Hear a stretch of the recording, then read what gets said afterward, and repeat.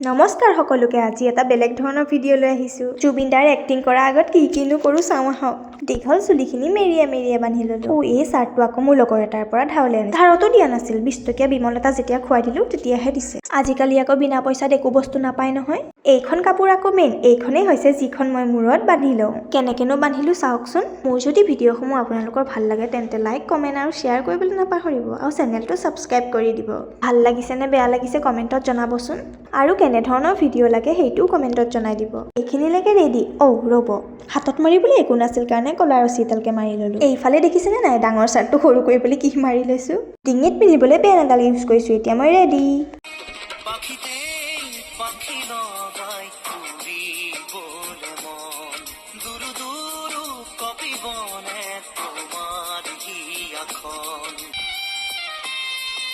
thank U ভিডিঅ'টো শেষলৈ চোৱাৰ বাবে আজিলৈ বাই বাই